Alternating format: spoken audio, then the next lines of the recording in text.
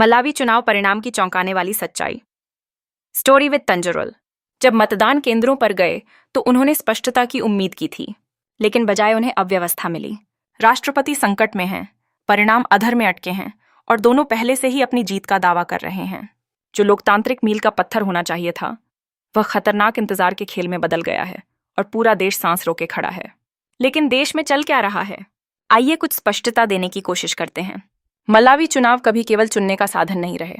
ये राष्ट्रीय लेखा जोखा है, जनता को दिखाया गया आईना है और समाज तो जीने बचने की चीख भी है। 16 सितंबर 2025 को मलावियन झुलसाती धूप में मतदान करने निकले। कुछ भोर पहले ही कतार में लग गए थे, इस उम्मीद से चिपके हुए कि मतपत्र पर एक निशान इतिहास उनकी तरफ मोड़ सकता है। लिलोंगवे और ब्लैंटायर जैसे शहरों में माहौल जश्न का नहीं बल्कि बेचैनी का था। मुद्रास्फीति सालों से तनख्वाहें खाली थीं, खाने पीने की कीमतें दुगुनी हो चुकी थीं और पेट्रोल की कतारें कभी कभी सड़कों से भी लंबी थीं। बहुतों के लिए वोट डालना किसी राजनेता को समर्थन देना नहीं था, बल्कि नेता को सजा देना था जिसे वे बदहाली के लिए दोषी मानते थे। मौजूदा राष्ट्रपति लाजरस चक्वेरा इस चुनाव में भारी बोझ के साथ उतरे थे। 2019 में रद्द किए गए और फिर 2020 में उनकी जबरदस्त जीत ने जनता की उम्मीदें आसमान तक पहुंचा दी थीं। लेकिन 5 साल बाद निराशा धुएं की तरह हवा में फैली थी। नौकरियां नहीं आईं, महंगाई ने फिर से सिर उठा लिया था और कठोर कर्ज शर्तों ने जिंदगी और मुश्किल बना दी। सत्तारूढ़ पार्टी धैर्य की अपील करती रही, कहती रही कि ढांचागत सुधारों में समय लगता है, लेकिन परिवार सुधारों पर नहीं जीते। वे भोजन पर जीते हैं जो अब उनकी पहुंच से बाहर होता जा रहा है। जलवायु संकट से जूझते ग्रामीण और अपनी तनख्वाह को राख में बदलते देखते शहरी, सबके लिए न्यू डॉन का नारा बेमानी हो गया था। मतदान के दूसरे छोर पर पूर्व राष्ट्रपति पीटर मुतारिका, जिन्हें 5 साल पहले अदालत आदेश से सत्ता से बाहर किया गया था। उनका अभियान भारी था, पुरानी यादों और नाराजगी पर टिका।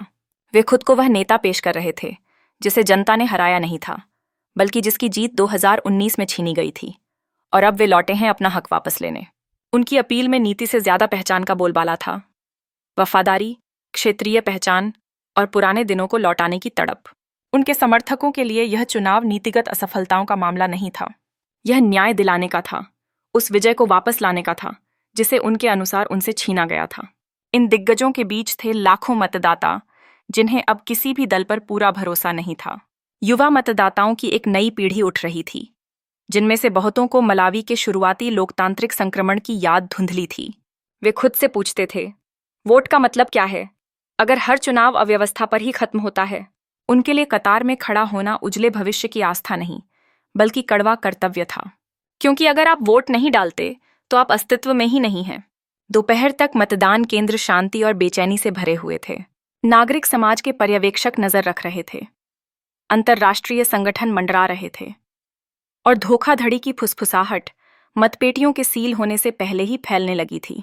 लेकिन उस दिन की असली कहानी वोटों की देरी नहीं थी, बल्कि अविश्वास थी, क्योंकि दशकों से मलावियनों के लिए मतपेटी केवल एक प्रक्रिया नहीं थी, यह उम्मीद थी, उस वर्ग के खिलाफ हथियार जिसने अपने वादे पूरे नहीं किए।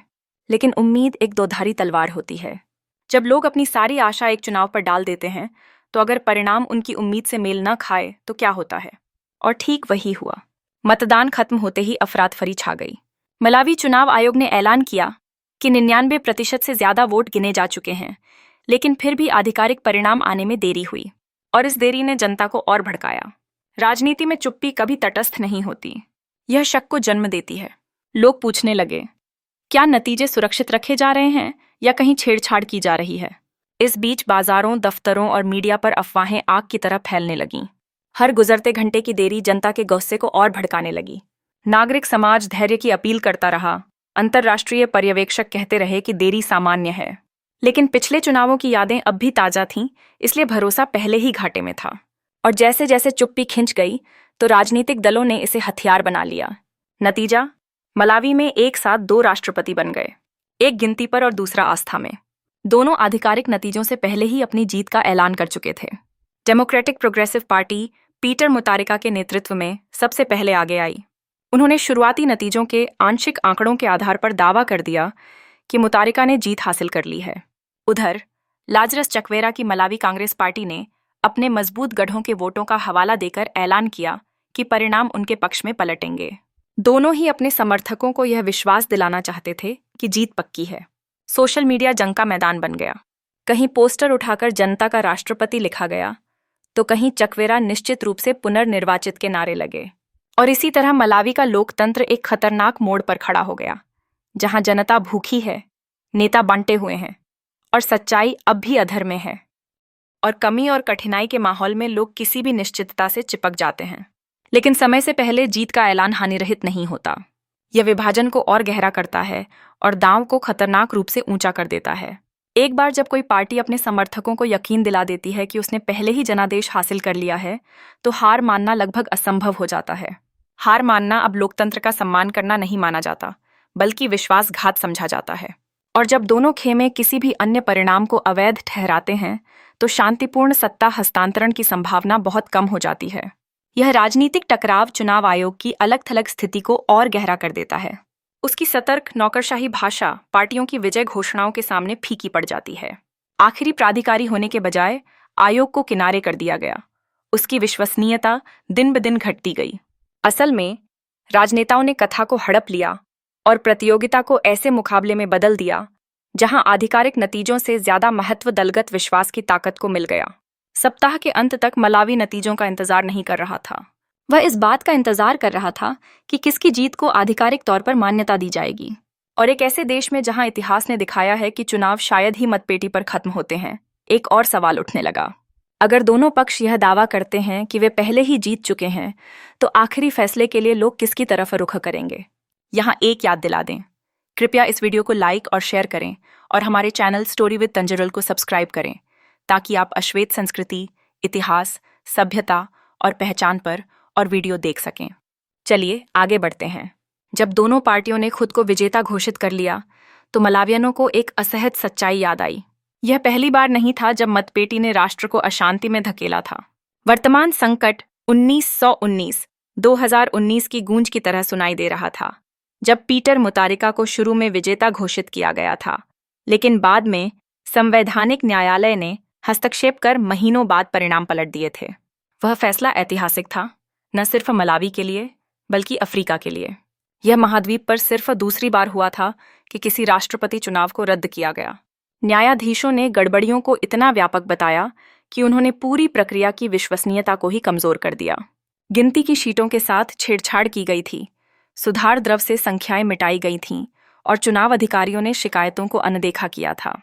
उस समय कई मलावियनों ने इस रद्दीकरण को इस बात का सबूत मानकर मनाया कि उनका लोकतंत्र खुद को सुधार सकता है।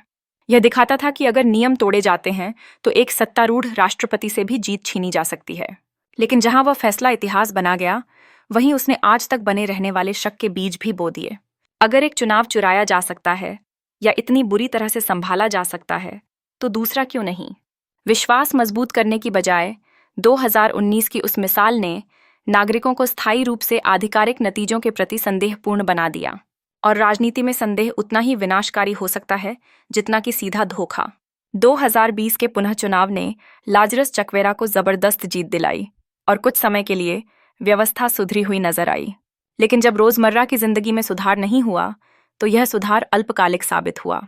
2025 तक जिन्होंने कभी न्यायपालिका की हिम्मत का जश्न मनाया था, वे अब बर्बाद सालों के बारे में कड़वाहट से बात कर रहे थे। उन्होंने सवाल उठाना शुरू किया कि क्या चुनाव को रद्द करने से वास्तव में कुछ बदला था या सिर्फ एक राजनीतिक वर्ग को दूसरे से बदल दिया गया था। यह बनी हुई निराशा मतलब थी कि जब देरी और समय से पहले जीत के दावे दोबारा सामने आए, तो 2019 की परछाई पहले से कहीं बड़ी हो गई। न्यायालय, जिन्हें कभी सराहा गया था, अब मिले जुले भावनाओं से देखे जाते हैं।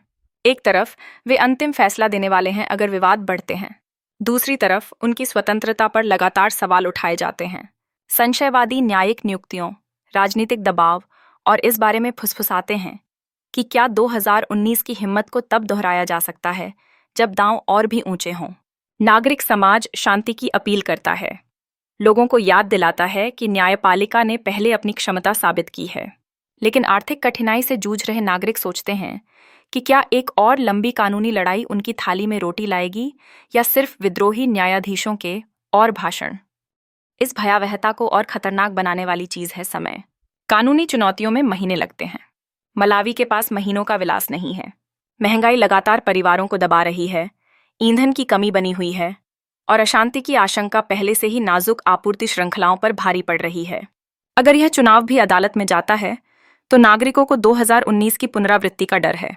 लंबी देरी, अंतहीन सुनवाई और ऐसे नेता जो शासन से ज्यादा मुकदमों पर ध्यान दें।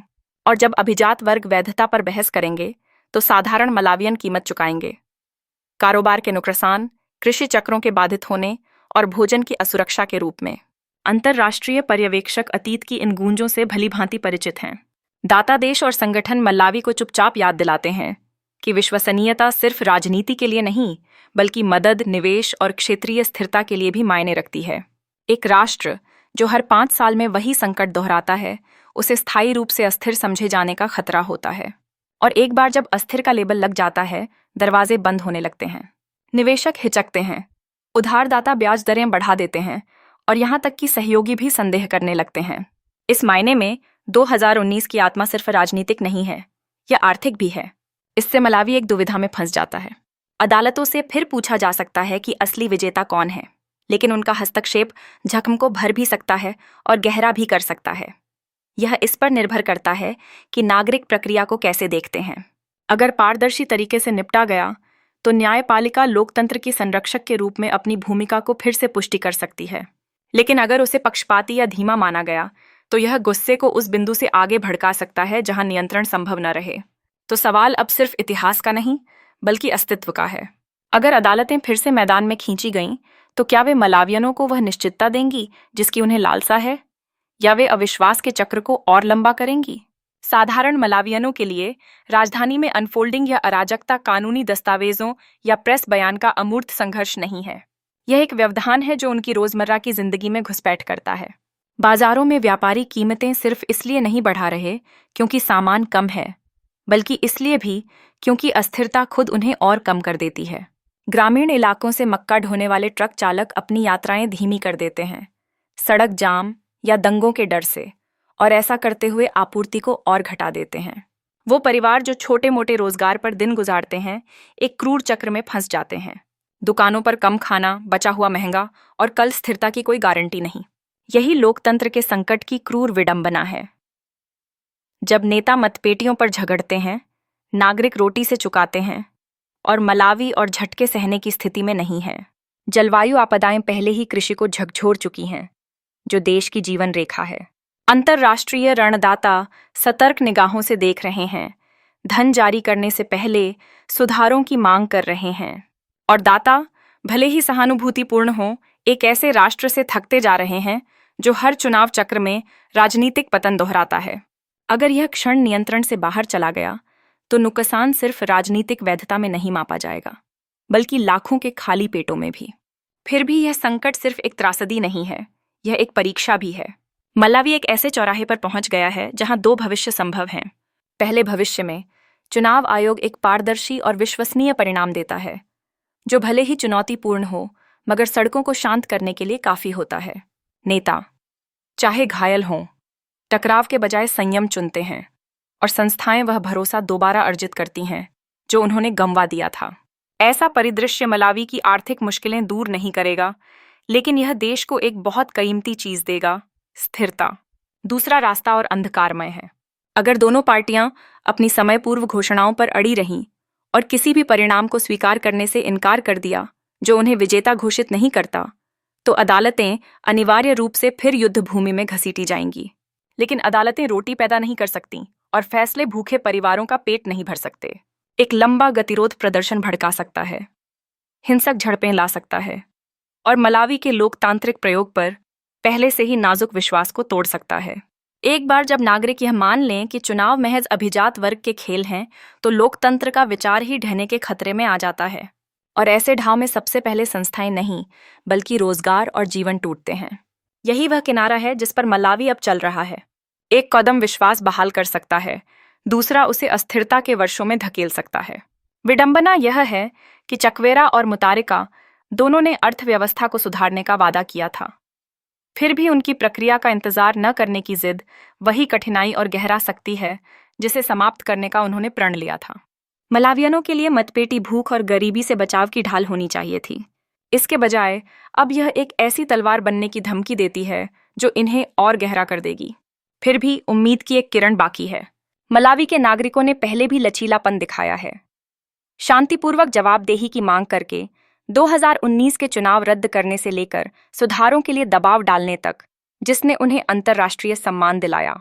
वही नागरिक भावना फिर से नेताओं और संस्थानों पर जिम्मेदारी से काम करने का दबाव डाल सकती है। लेकिन उम्मीद कोई योजना नहीं है और सहनशील